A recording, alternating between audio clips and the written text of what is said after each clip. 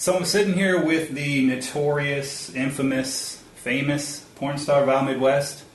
Very first interview that she's done since she got out of jail. She was nice enough to let us have it. So if you're ready to go, let's go. Yep, ready. All right. So about a month ago, you turned yourself into jail. I did. You had a 45-day sentence, if I remember right. Yes. And how many of those days did you actually have to serve with good time? 30 days, so it was about 4 weeks, and then they hold 10 days over your head to make you be good while you're in there, pretty much. So, but 30 days was what Yep. you actually 30 had. days. Nice. So, take me to day one. You're riding there, you're going to jail, you're going to turn yourself in. What are your thoughts? What are your feelings? I didn't really have any thoughts. I was trying to, well, I guess I had a thought. It was to take everything in as nothing bad is going to happen to me. It was more like a bad vacation. That's what I wanted to think about a lot. Was I wanted to make it seem like it was a bad vacation. Not really that I was going to jail. It was going to be like a rehab type of facility that I was going to, because I wasn't going to have my phone. I wasn't going to have to work. I wasn't going to have to meet with anyone. I have interviews all the time. I have emails all the time. And so it was really relaxing, thinking that I wasn't going to have to do anything for a few weeks. I'm sure your schedule gets really busy, so I could kind of see where that actually makes a little sense to me. Yeah. So you get to jail. Do they put you in like handcuffs, or do they just put you in a cell, or what? How does it work? Well, I pulled up, and as I get out of the car, my mom actually met me while I was there, met me at the jail. And as I was getting out of my car, I noticed that there was a news channel station that had their cameras already. And so I did a quick interview right before I went in there. I'm kind of glad that I got there about like 20 minutes before I was supposed to be incarcerated. And so I did my news interview, and then my mom walked me into jail. And you just say your name, and they open up the door, and they take you in right there, if you're turning yourself in. A lot of people come from court, so they don't have that privilege to turn themselves in, I guess.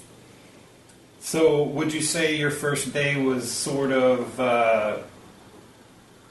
kind of like a dream? I mean, was it like real? I mean, what does it feel real that first day? No, not really. I just got in there, and the whole thing doesn't seem real. Oh, even now? Yeah, it just seems like it was, I don't know, it just doesn't seem like it even happened. While I was in there, the time seemed like it went slow, but now that I'm out, it seemed like it went by really fast. Wonderful. So let's go first week. So you're 7 days in. You probably know a little bit of the routine. What are your thoughts a weekend, knowing you have at least 3 more weeks left? Pretty much that this is nice, because I was the only one that was able to make calls to other people, and so I talked to my mom, a couple of my friends and stuff, and so it was nice not to be bothered. And except the girls, I was in a dorm style living area, so I lived with 24 girls, and so my thoughts on that when I first walked in was that this is going to be a long 4 weeks. Oh shit, 24 girls. Yeah, it was bad. Well, sort of. We'll get to that later. So, take me through, I know we talked, you told me about your ex who allegedly used to beat you, that his dad was one of the guards there. Yes. and he actually harassed you? Yeah, Skylar is my ex-boyfriend, and his dad, Jeremy, works at the jail here in Lincoln, and I found out from a cellmate that I had, you have different jobs in jail, and so this girl would go upstairs, and she worked in the booking area, which is the area where they bring people into the jail and book them into jail. She has to clean up that area, and that's where all the COs kind of go, and each CO, I'm sure, goes up there at least once a day. Anyways, he was up there, and he would talk to this girl that worked up there, because he knew that she was in my cell, and asked if I was talking shit about him and his son, and she came back down and told me what he had said. And, I always like to put up a fight, so I was like, tell him that I'm talking shit. So go up there and tell him all this stuff. And so she went up and the next day, because he asked her about it every day, asked about me every day. And, of course, he asked her again if I was talking shit, and she said, yeah. She says, you're ugly and that your son's a piece of shit. And so he was like, okay, well, I'm going to handle this myself then. And then she said back to him, what are you going to do, beat her up? And he was like, no, I can hold 10 days over her head, or I can give her 10 extra days, because you have that 10 good days to give someone if they're being bad. But in my mind, I was sitting there thinking, how would he even give me 10 extra days when he's not in our pod? There's another girl that has to be with a CO if they come into our pod, if it's a boy that's coming into our pod, and so there's no reason for him to be in my pod or to have any conflict with me. So you think he just was trying to scare you, he was Yes. probably still embarrassed about, what his son did and the fact that he allowed it to happen and watched it happen and did nothing about it. And he probably, when you called him out on that, he probably, thought he could scare you. I take it you don't scare real easy. No, especially him. He doesn't scare me at all, so... Yeah. Especially the whole I'll handle it myself type of thing. Like, I can picture him saying it, but it just made me laugh because I know that he doesn't do anything about it. Well, yeah, and I'm pretty sure the law wouldn't allow him to add extra days on for a personal issue, like disliking you because he let his son beat you up. If anything, I think he would be the one to get 10 extra days. But, this is Lincoln, Nebraska that you live in, and so I guess that's how it goes. Yeah.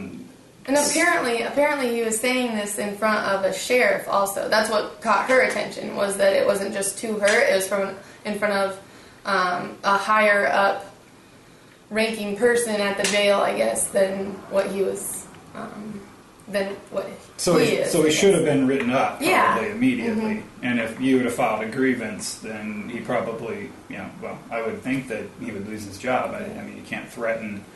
someone that's incarcerated. So the comments with him eventually stopped. I mean, he stopped talking to her or harassing her about you, or how did that go away? He just kind of kept doing it. I mean, she probably stopped telling me because I was just like, tell him what I'm saying and everything. It's also very hard to get a grievance while you're in there because it's a paper that someone brings down to you. And if the COs don't like you, they don't care what you say or what you need. Sure. And so it doesn't matter if you want to write one up. They're the ones that have to bring it to you. And then you said that that the guards weren't too bad, but there was a female guard that kind of tried to rattle you a little bit. Yeah, I was sitting up on this one girl. I slept on a bottom bunk, and I got up on her top bunk because we were talking, and they do count. The COs come in and do count to make sure that you're still in the pod. And so she walked over by me and looked at me and said, oh, you've been here before. And I was thinking to myself, no, I've never been here before. I don't know what you're talking about. And she's like, no, I've seen you here before. You're here for a while. No, I would know. I haven't been here. And so then she went on to say, well, you had a sibling or something that was here for a while then. And I was like, no, actually, I'm the first one to be here from my family. And then she followed up with, well, your mother must be so proud of you, in a just bitchy tone. And so Officer Downing, I'm pretty sure is her last name. I guess she's really rude to a lot of girls in there. But that wasn't a comment that was a comment that I thought wasn't necessary at all. And especially what did you say something back to her? I know you're limited on what you can say. Yeah, you have to be careful because the COs think that they have a power trip. They don't have anything going on in their life really besides babysitting inmates, and so she thinks she can come in and say whatever she wants because if you say anything back, they can give you 10 extra days. And I wasn't trying to stay there longer, and so I just kind of looked at her and was just like, yeah, you're really lucky. And then she wants to egg you on so that you say something, and so she's like, what am I lucky? Why am I lucky right now? And then I wanted to say, because I want to knock you out or something like that, but you can't say anything like that. And so I was like, you're just lucky. I just smiled at her because there's nothing else that you can say. So I just smiled at her. Didn't let a lot of things bother me. So yeah, you seem like a real easygoing person, yeah. So I think that would probably help in jail. So would you say the rest of the guards, besides those two, were at least as nice as a guard or a police officer or law enforcement could be? There were some that did their job right. I mean, there are some that, don't really care or whatever and just do their job. But there are some that were really cool. I like some of the COs that understand that they're not there to get you into more trouble. There's a new girl. Her last name's Delp, and she was my favorite. But she was awesome, and I give her props because it wasn't that she let you get away with things or anything like that. She just did her job right, and she knew that she was in there to take count, did count, got you your mail, did everything that you, like a CO is supposed to do, and that's, she just didn't, you shouldn't start problems with inmates, and it's just, that's your job. It's probably hard enough being in there, and then to have somebody, kind of pick at you, and especially you being in jail for something. To my knowledge, in my research, I couldn't find anyone who'd ever went to jail for the things that you did with your no record and everything. So, I mean, that it just seems very, very strange. So, let me know how the whole friend thing works. Did you make friends? Did you stay away from girls? I mean, did you? I wonder how that works. Yeah. 24 girls in a pod. I mean, you're kind of close. That's a good question, because right when I first got in there, I didn't know how to handle the situation. I didn't know whether to make friends or if everyone wanted to keep to themselves or how things worked. And so right when I first got into my pod, I went straight to my bed and made it and sat there for a little bit and waited till dinner time. And once I got you go to a separate room for dinner other than your pod. And so we walked out there, and I was sitting at a table by myself for a little bit. And then there was a girl that called over to me and told me to sit by her and a bunch of other girls there and to not be a stranger. And so I sat with them, and for the rest of the time I was there, I sat at the same table with the same people, and it's kind of like school. Like, you go in and you don't know who your friends are going to be, and then someone looks over and is like, hey, sit at our table, because you're like that loser over there. And so that was me. I was the loser, and I sat by myself for like 10 minutes, and then actually not even like 5 minutes, and then I walked over and sat with them for the rest of the time I was there. And so after that, during the whole weeks, we called where our beds were at, because our beds were placed in different areas of the pod, and so we would invite people over to our house. And so me and this other girl, her name was Ashley, she slept above me, and so we had a couple other friends, Lacey, Chelsea, Jackie, all these other girls, just, hey, want to come over tonight? And it was just kind of a joke, I guess, jail jokes. And they're kind of lame when you're like not in jail, but we laughed really hard while we were in there, and so. Well, I'm sure you have to entertain yourself, a little bit. So, were there any girls that were mean to you? Did anyone threaten you? Did you feel like you were in danger at any point during the whole jail stay? I didn't feel like I was in danger at all. There was the day before I left. There was a girl who started to say that I thought I was hot shit the entire time I was in there. And I figured someone would say that more at the beginning of my stay. But yeah, she said it right before I was leaving. And there was another girl who stuck up for me and said, she is hot shit. She's better than you and me. And I was just kind of sitting there awkwardly, like, no, it's okay, we can all be friends. Like, what is everyone doing? I don't even think I ever acted that way. And there was a lot of girls that I was friends with in there that said that I never acted that way at all. So I think maybe it was just a jealousy issue or something to that extent. I didn't really do anything. I mean, I ate their nasty food and did all this other.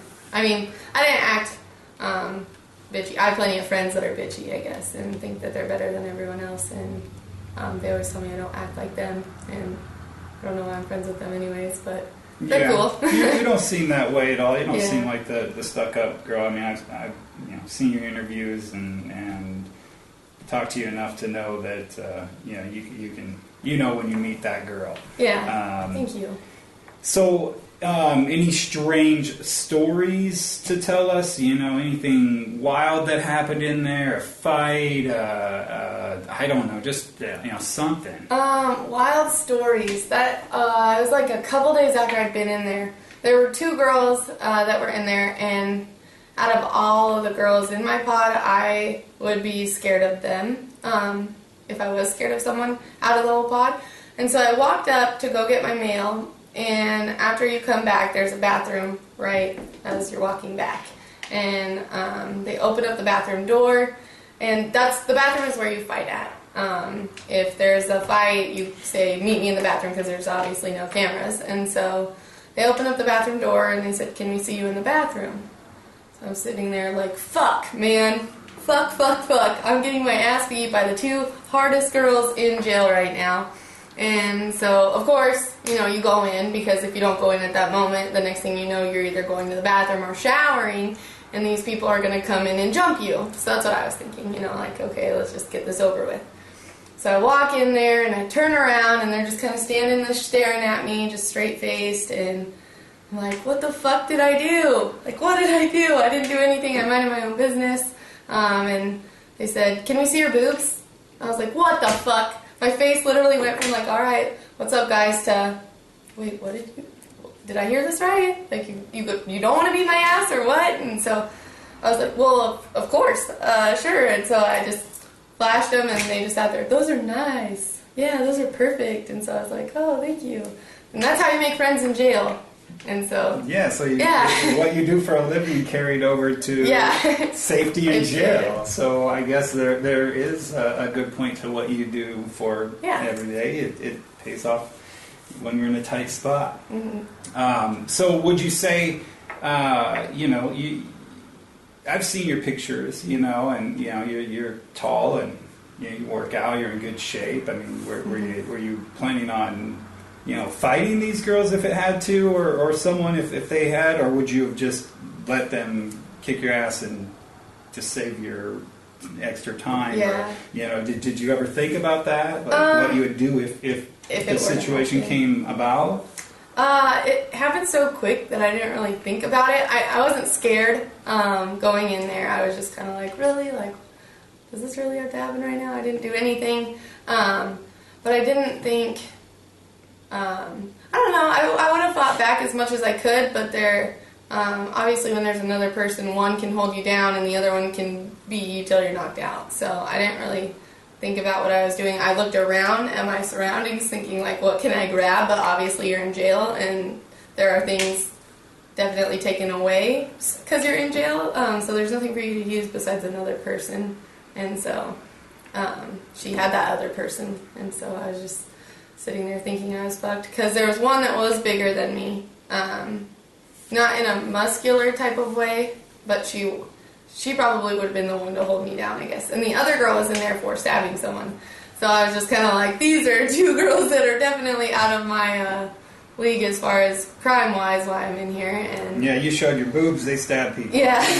Little different crimes. So I was like, I'm not as crazy as they are, but I definitely would have tried to defend myself, if that makes sense. Yeah, no, it makes sense. I just, I'm sure it had crossed your mind sometime or another, before you went in. Mm-hmm. Okay, now to a brighter note. Well, that was bright. You showed your boobs, and they loved it, and they were your best friends. So I heard that you got tons of mail in jail. You had told me 1,000+ letters. Yep. Couple thousand. What can you tell me about that? I got a couple thousand letters. It was between my P.O. box and the jail while I was in there for the 4 weeks and stuff. I really appreciated every piece of letter that I got in jail, because that's the ones that I got at that time. It was awesome to see that I had a bunch of fans and supporters. And it just gives you something to do. Like, you're sitting in there literally all day, and mail is the brightest or highest point of you being in there. So it doesn't seem like that much to you when you're outside of jail, but when you're in there, that can make or break your day. If you didn't get mail, there was lots of girls that would have a bad day. But I always got mail when I was in there, and so I got some cards from some people that had pictures of me on them in like little inmate outfits, and so those are kind of funny. I had other people that said that they miss me a lot from the website, and just talking to people outside of jail. And then I got like letters from like Canada and the UK and everything, and so it was kind of cool to see that like everything had spread, and to get mail from all these different places. And I did write everyone, each letter I got, I wrote them back because I had time to. Normally I wouldn't do that. When I get letters in my P.O. box, I really don't have time to write out a letter to each one because of my schedule when I'm outside of jail. But when I was in there, I wrote back everyone that I got a letter from jail. But you do read all your letters, right? Yes, I do. Yeah, I bet your fans were, really missing you. Yeah. A month without ValMidwest to them is a lot of time. So did you keep the mail? I mean, did you keep like the stuff that people made for you? Yes. You did? You have all that? Yeah, it's all in a big envelope at my house. The jail actually gave me this envelope because I had so many letters from other people that they hadn't seen. No one needed an envelope to carry everything out, and so it was funny. Well, that's good. That's good that so many people, I read it all over the internet. There was a lot of people upset that you even went to jail for something so silly. So, it definitely you had the support there. Yeah, I will say one thing. It was the next day after I had been in there, I was, when they said my name that I got mail, I was like, oh my gosh, like I was so excited and like outside contact and everything. And so I opened it up. I only got one letter that first day, and I opened it up and I was so excited, and it was someone that was talking about Jesus and like, what the hell are you doing and everything, and I was like, what the fuck? I was excited for this. And so I wrote him a letter back because, like I said, I wrote everyone a letter back, and he was saying, he wrote all these like Bible verses out and everything for me. And so there's just a couple words that I sent him on this letter, and he was probably really excited, like, oh, I wonder what you wrote back. And I said, even Jesus loves my pussy. So, oh, wow. Yeah. Yeah. I want to know what his reaction was to that. So he didn't write back again? No, he did not get a letter back from him. Jesus loves everything, I guess. Yeah. So, I mean, you weren't lying. Mm-hmm. That's funny. Okay, so now to your low point, because I know, because you told me this, that the food was not to your liking. Yeah. I'm a really picky eater as it is. Really picky. And so... the food there was so bad that I was kind of starving myself for the first couple days. And now I know what my mom means by like children in Africa are starving and stuff. So I know what it's like to be like them now, because like I was sitting there and I was like, oh my god, I'm so hungry, that you end up eating like what you're given. And so it was so bad. There's like, they made macaroni and cheese, and I sat there and I was like, how the fuck can you fuck up on macaroni and cheese? Like, a 5-year-old can make mac and cheese, And so, it was just, the meat there wasn't like real meat. It looked like something that I feed my dogs, like Alpo dog food. And that's what we said every time. Something that I did say, it brightened everyone's day. We had spaghetti one night. And so anytime we had something like barbecue, chicken, or anything to that extent, I would say, oh, garden catered tonight, guys. And like everyone would laugh. Or Famous Dave's. Oh, I love Famous Days. And when you put that mentality in your mind and everything, and you think of the food being better or catered in from somewhere, it kind of helps you get through it. I ended up eating it. And so there was commissary where you could buy different food and stuff. And so I was actually talking to my mom on the phone one day. She was like, oh, what'd you get on commissary? And I was like, oh, I got oatmeal. I'm so excited. And she was just baffled, and she said, what do you mean you got oatmeal? You hate oatmeal. And I was like, that is how bad the food is here. That is how bad. And she knows that I hate oatmeal. I would never eat it outside of there. But I realized once I got out, so many things that I hated, I love now. Because the food was just so bad that my taste buds have changed a lot. I eat anything now. So, you get out of jail. It's a Friday. what are your thoughts when as you're sitting there, a few hours before you're getting out? I mean, what's going through your mind? Relief? I mean, are you excited? Will you miss some of the friends there? I mean, I don't know. Yeah. I actually keep in touch with some of them. I wasn't friends with everyone as close as I was to some girls. I actually get calls from some girls every couple of days, and I answer and I talk to them.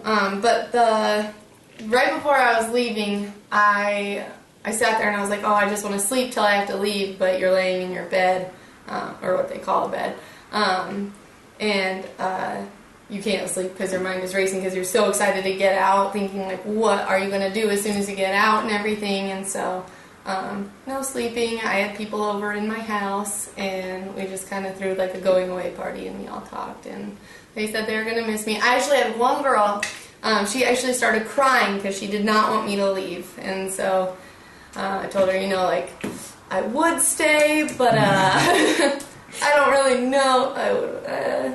You get out and we can hang out, okay? I'll miss you too, but I'm not trying to stay in here longer, so. Yeah, I get that. I get that for sure. I felt bad leaving her though. Like as soon as I saw tears, that's a different, I was like, wow, she really cares. So it's sad. I felt bad that I had left her there. So you get out of jail.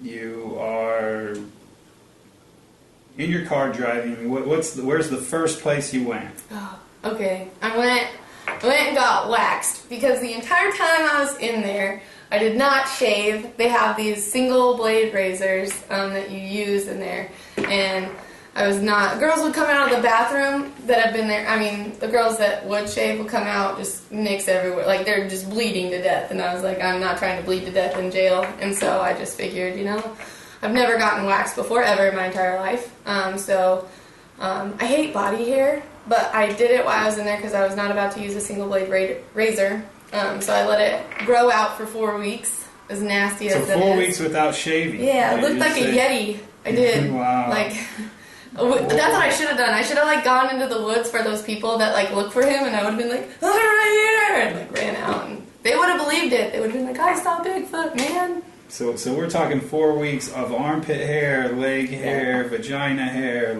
everything. Got a Brazilian wax, a leg wax, an underarm wax, everything. And then as soon as I got out of the salon where I got everything waxed at, I felt like a new person. Yeah. So, yeah, I really did. I can't believe that it made that big of a difference, but it does. So what was the first food that you ate? Steak. I love steak so much. I ate filet. A Nebraska girl, for sure. Yeah, it was so good. I won't ever forget going from jail and eating that first bite of steak because it was just crazy how much better. When you're hungry and you eat a steak or whatever and it still tastes good? This is just the best steak I've ever had in my life.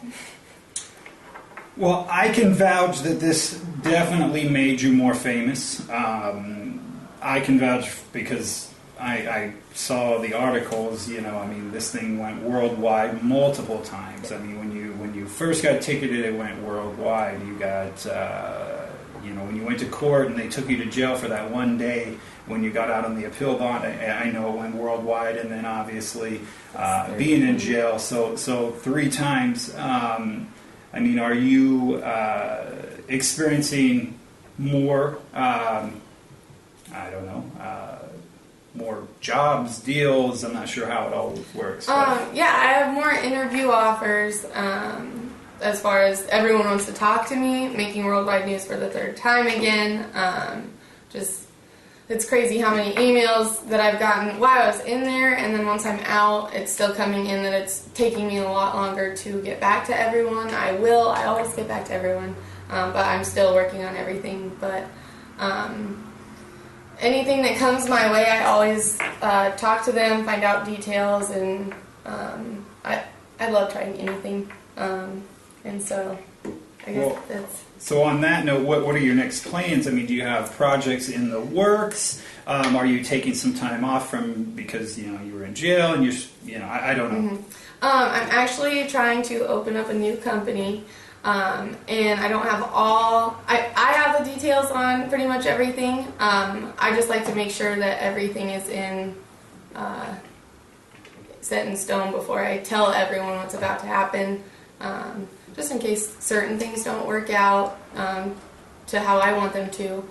So I like to tell everyone my plans till they're happening the next day, or maybe even that day. So you'll have to stick around and see. Is it safe to say is it something big, something, Yeah, it's real big. Okay. It's another reason why I'm trying to hold my excitement in right now. But. All right. Well, we'll wait, as long as we get the interview for it. So I'm sure lots of people have asked. I'm sure the police are hoping. But will we see you back in jail anytime soon? That's a good question, because I didn't think I was going to go to jail in the first place for this incident or anything. I can't say that I won't end up back in there. I don't want to. It's not a place that I want to go again. It wasn't bad, but I just don't. It's not a place that I want to go again. And so, is it stopping me from what I want to do? It's not going to stop me from what I want to do. So I don't know if you'll see me back in there. Hopefully not. But you do live in Lincoln, Nebraska, though, so it is possible that they will find some reason to put you back in there. Very true. Maybe not, though, because obviously they will watch this interview. They watch everything that you do, and they'll see that you've made friends and that you made the most of jail. And I'm not sure that they like making you famous and making you more money and stuff. But hey, I mean, you do have to thank them. I mean, would you like to give the court system and Lincoln, Nebraska, and Pius a shout out for your unbelievable fame? Yeah. No, I would definitely like to thank Judge Fox, who was my judge who sentenced me, Lincoln Pius X, where I went to high school, and the Lincoln Police Department for doing everything. Officer Fossler also. That's another name I'd like to add in there. I bet you he's watching this interview right now. But yeah, I would definitely like to say thank you. You made everything in my career go quicker. I made more money. I made worldwide news for a third time. So I would like to say thank you. And thank you for making me a stronger person. Going to jail definitely did make me a stronger person. And I think everyone should go to jail. Maybe not for a long time, but it's definitely an experience that I think people should try. It probably puts things in a better place. You appreciate things more, and you. That's what I was. And I think it. For you being young, I think that a young person could probably grow from jail and seeing the other side of the spectrum. You take a lot for granted. You're that's right, for sure. And when you appreciate life more, it seems like better things come to you, at least in my opinion and my experiences. Anything else that you want to add that we didn't go over? I mean, just to keep checking out what I have coming, and it should be happening here soon. That's about all that I have. All right. Well, we would like to thank ValMidwest from ValMidwest.com, world famous nude model, hustler cover model, and the list just goes on and on. Thank you for all your time. We appreciate it, and we appreciate getting that first interview. Yeah, well, thank you.